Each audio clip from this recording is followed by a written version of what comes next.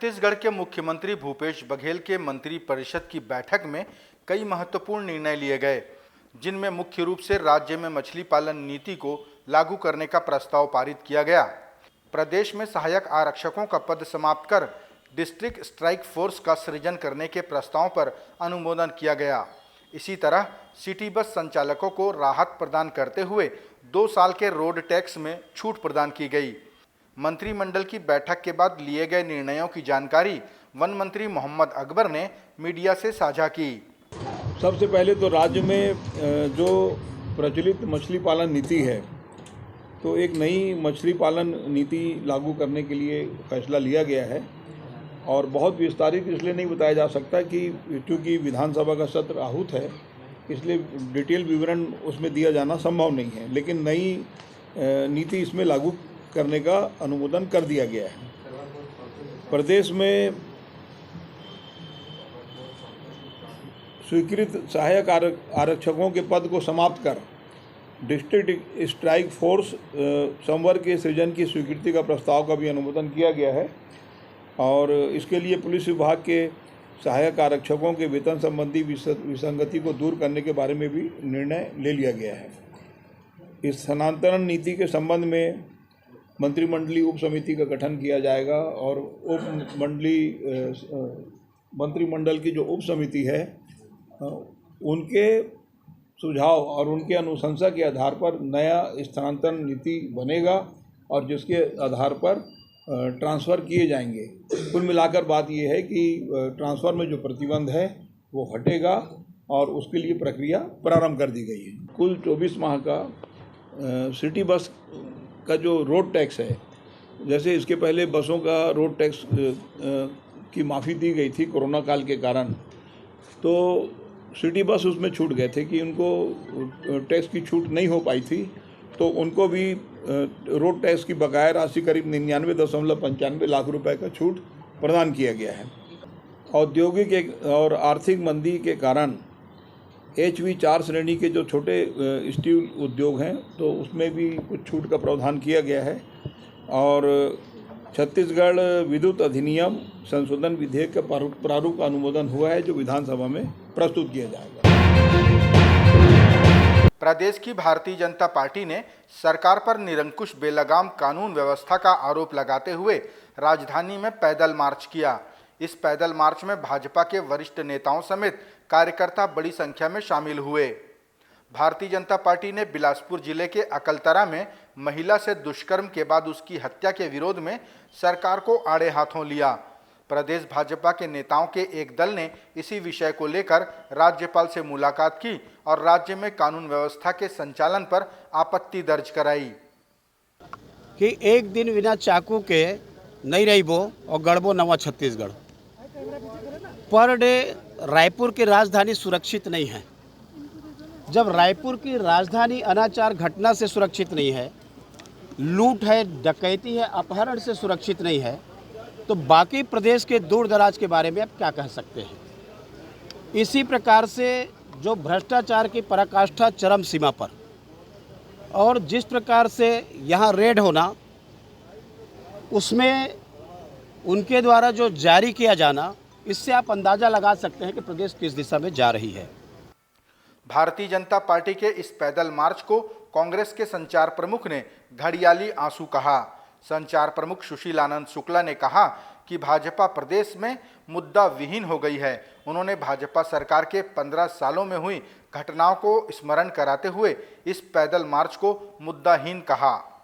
मुद्दों के दिवालियेपन से जूझ रही भाजपा महिला अत्याचार, महिलाओं के प्रति बढ़ते अपराध के नाम पे घड़ियाली आंसू बहा रही है।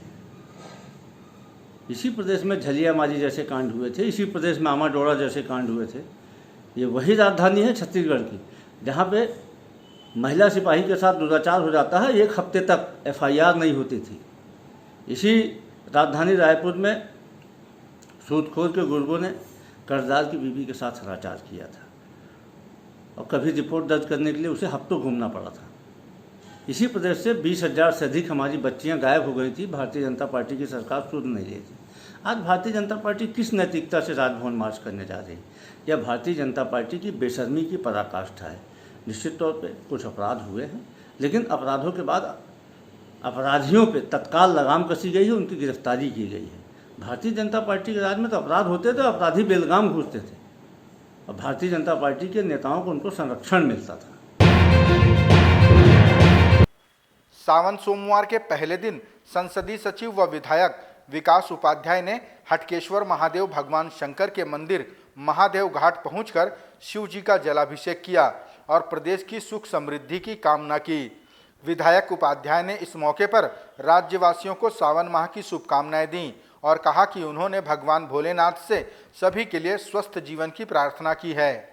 भगवान शंकर जी के सब लोग जल अभिषेक कर रहे हैं, पूजा अर्चना कर रहे हैं, इस अपने परिवार के लिए और सबकी सुख समृद्धि के लिए मनोकामना कर रहे हैं। मैं भी आज सवेरे भगवान का जल अभिषेक किया हूँ। हटकेश्वर महादेव जी का प्राचीन और ऐतिहासिक मंदिर है, जहाँ सब श्रद्धालु आकर भगवान की पूजा अर्चना के साथ साथ अपने परिवार के साथ लोग यहाँ पर आ रहे हैं। मैं भगवान से प्रार्थना करता हूँ कि सबकी मनोकामना पूर्ण हो, सब फले फूले आगे बढ़े, सबके बच्चों का भविष्य बहुत उज्जवल हो। जिस प्रकार से 2 साल कोरोना का हम सब लोगों ने देखा, भगवान पूरी दुनिया को वैसा समय कभी मत लौट कर दिखाए। इसी मनोकामना के साथ हर हर महादेव। प्रदेश के स्वास्थ्य मंत्री टी.एस. सिंहदेव 3 बार कोरोना पॉजिटिव हो चुके हैं, लेकिन उन्होंने कहा कि सावधानी बरतें और वैक्सीन अवश्य लगाएं।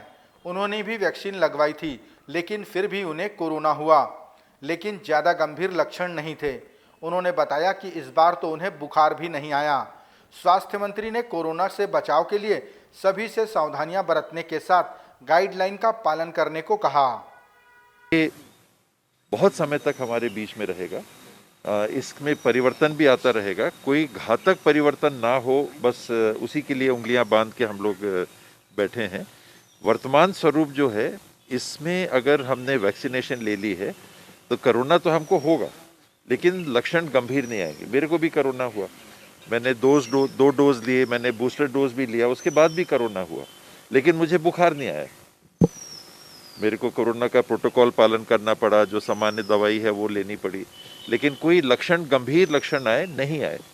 और हाल में ही अभी देखें, पिछले महीने 3 मृत्यु हुई थी, इस महीने पहले सप्ताह में 3 मृत्यु हो गई, दूसरे सप्ताह में 5 मृत्यु हो गई, और पिछले 5 मृत्यु में से 4 मृत्यु ऐसे लोगों की हुई है जिनने एक बार भी वैक्सीन नहीं ली। तो ये वैक्सीन लाभकारी है, इसमें कोई संदेह नहीं है।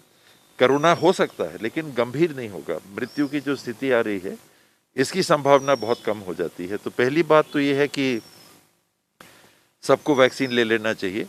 कल से ये चर्चा हो रही है कि 18 साल से ऊपर वालों के लिए 75 दिन के लिए तीसरी डोज, बूस्टर डोज भी खुल रही है निःशुल्क सरकारी फैसिलिटी में।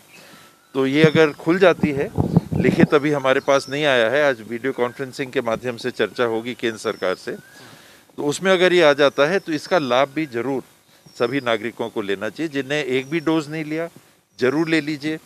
जिन्होंने एक डोज ले लिया, दूसरा नहीं लिया, तो समझदारी इसमें है कि आप दूसरा डोज ले लीजिए। और जिनने 2 डोज ले लिए हैं और 6 महीने बीत गए, तो उसके बाद आप तीसरा डोज भी जरूर ले लीजिए। अगले 6 महीने के लिए आपको इम्यूनिटी मिल जाती है। और बाकी मास्क का पहनना, भीड़ भाड़ की जगह में बच के रहना, हाथ साफ रखना, ये जो पुरानी बातें हैं, ये कभी नहीं भूलना चाहिए। देश के राष्ट्रपति चुनाव के लिए मतदान सामग्री छत्तीसगढ़ पहुंच गई है, जिसे पूरी सुरक्षा के साथ विधानसभा के स्ट्रांग रूम में सील कर दिया गया।